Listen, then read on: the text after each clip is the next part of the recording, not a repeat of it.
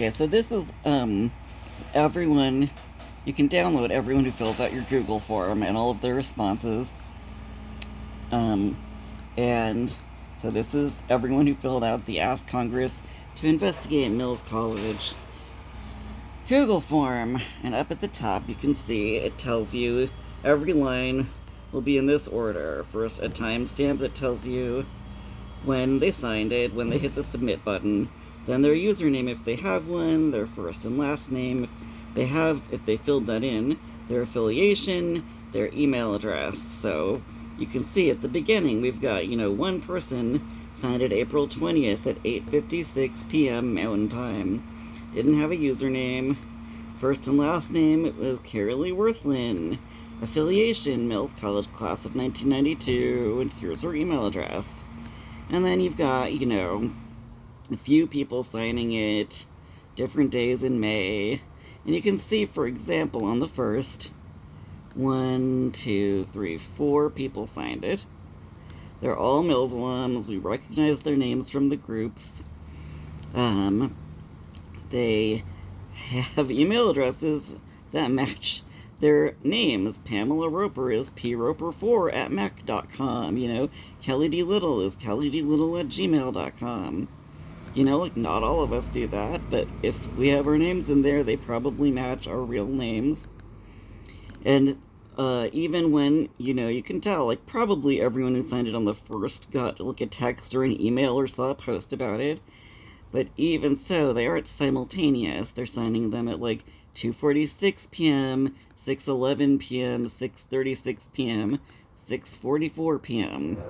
You're not seeing everyone is just going and slamming the button at 6:36 p.m. together. Even poor Claudia signed it twice by accident. Once at 1:32, 48 seconds past 1:32 in the morning on the 5th, and once at 57 seconds past 1:32 in the morning on the 5th. And you can see, this is, that's why I think she just slammed the button twice by accident or something. It's because these are 9 seconds apart. So, even if you accidentally hit submit twice, it's not instantly at the same time. And then, on the 25th, you got Hannah signed it 11:44 in the morning. And then at 5:30 at night, suddenly, literally more than 10,000 people signed it. Almost 11,000 people signed it. And they're spaced a second, less than a second apart. 2 people signed it 22 seconds past 5:30. Blah, blah, blah, blah, blah. You can see this. If you scroll down here, everything still says 5:30. Then they all say 5:31. Just the seconds are changing. 5:32, a billion people signed it. 5:33, a billion people signed it. So that's one red flag. And another one is every single person up here that put in a first and last name, it's smushed together. Not one person put a space between their first name and their last name. Oh, okay, one person actually put a space between their first and their last name. Janelle Cassie, aka Briella Gunner, at Gmail. And that's another red flag. Annette Lauren is actually Adolph Interiors. Well, that's not that bad. But when you do see a first and last name here, A Byers at hammerinteriors.com is actually Pete Brianna, or possibly Brianna Pete. Russell Quinn, 575, someone who clearly went to extensive some length to get their name in their email address, to the point of adding numbers after it. Oh, that's actually Simeon, oh God help me, Simeon Lin. Oh God, it's just all the way down. I will stop at a random one, boop. Okay, it's now 5:38. There's still a billion people signing it at once. And, oh gosh, I don't know where I stopped. But, everyone, okay.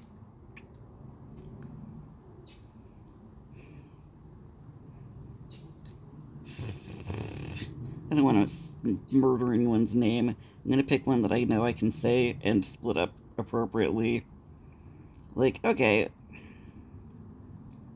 Isadora Cordelia at gmail.com is Amberly Russ. Joanna Isadora at gmail.com is Neil Aaron. Like, none of these people are believable, and they're still jamming their names together. If we keep scrolling, and also none of them, another red flag is that not a single person has any kind of affiliation with the college. None of these folks have filled in anything about, they are an alum, they're a staff member, they like anything. Their friend is a faculty member. And as we keep scrolling, we're now at like 5:25. No, we're not. We're at 6-something p.m. We're at 6:29 p.m. This has been going on for an hour. We're still seeing just a billion. My finger's over the camera lens. I'm sorry. How long has that been there? Dick Clancy at Gmail is Maxim Valentine. I mean, I would rename myself Maxim Valentine, sure, but I would also put it in my email address. McKenna Joanna is Camden Godric. We've got a lot more spaces in the names here, but we're also seeing, a lot of what appear to be last name, first name orders. Xerxes Leela, who is, Ida Evangelina at gmail.com. Adrian Jasmine at gmail.com is Kingston Aiden. These are lies. This is what lies look like. And if you get all the way to the bottom, let's see. Went all the way through the 25th, all the way to 6:56 p.m. when Blaine Karina, aka Bridget Nelson, signed it. And then we've got one actual alum on the 26th. Everyone in between Hannah and Mitra are, I very much hope I'm saying that right. All of these people are fake. These are scraped email addresses and scraped names, which means that someone took an automated little program that just ran through the internet and pulled names and email addresses from LinkedIn or wherever it could find them, and then didn't even bother to match them up. This is the sloppiest. This is my actual problem with this. It takes very little effort to do this, but it also takes very little effort to do it properly. Okay? This frickin' administration not only does not respect its own school or its students or its faculty or its staff or obviously or its alums,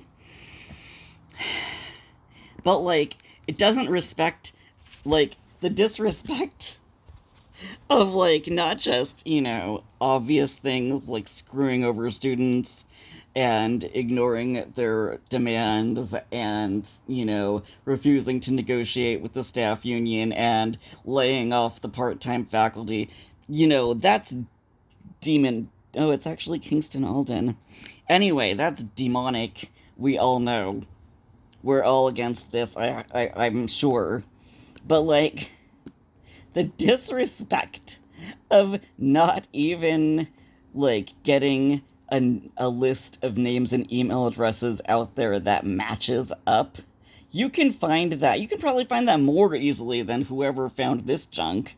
Whoever did this is, if I had to guess, which I don't, they have some kind of junky little program, some junky ass script that they made that just goes and has a name list and an email address list, and it's just randomly generating things to fill in. And they didn't even bother to go look at what fields were in the form, so they didn't they could have faked some different things to put in the affiliation field. That would have made it more plausible. They could have, not to do their work for them.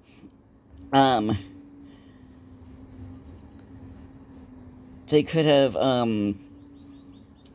they certainly could have, staggered the times that they were going to fill it out at. There are ways that people do this that are, like, actually hard to hide. They were just like, nope, we're gonna just suddenly just, like, dump 10,000 plus signatures in here. And I'm gonna show you, hold on. There are tools that you can use. I Googled it, as probably, whoever was behind this Googled it. So that's the form.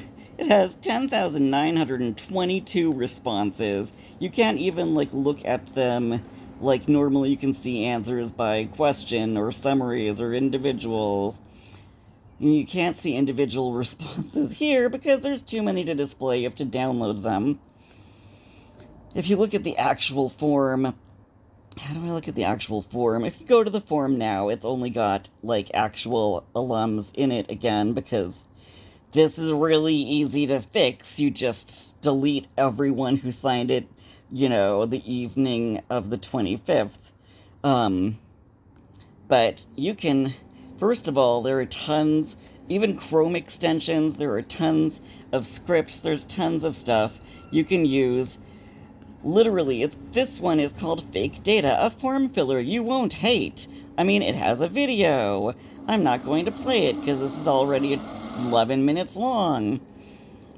The most advanced tool for filling forms with fake and random data. Generate, I bet they use this. Generate random names, emails, addresses, phone numbers, and many more types of data. I bet this is what they used, but it could be almost anything else.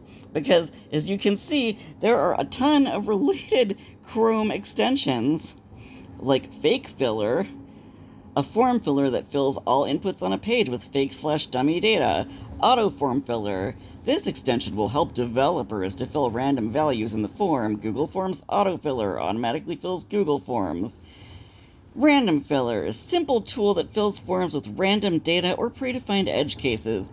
As you can see, some of these are there so that you can test, like, your database that you're putting together. You want to, like, fill in a form and make sure your website works. This is under developer tools even, but obviously that's not the only thing you can use it for. And in fact, you can find tutorials online that let you automatically fill multiple responses into a Google form using Selenium and Python. Like, you can actually go through, pick a Google form, like, look at the source, install things, use the source to see what different, here you go, like, find the elements you want to use, text boxes, check boxes, blah, blah, blah. You'll find an ID value. You can say, like, why don't you fill in all of the things that are called, I don't know, email address on this form, which are all text boxes, and use the send keys function and pass the string that you want to be typed as the argument. And you can use this function to click on, a button, like a submit button. It tells you what software to download. Like, this is not rocket science. Depending on, they obviously didn't do this. This you would have to pay someone who knows what they're doing for. Like, this is someone just being like, I don't know. I'm not going to speculate about, like, they figured this out themselves versus they had someone working in, like, communications or ITS do it versus, like, they went to Fiverr. Let's see. I bet you can pay someone, like, $5 to do this.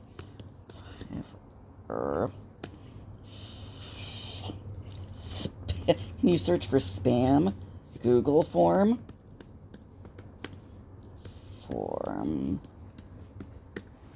Let's see.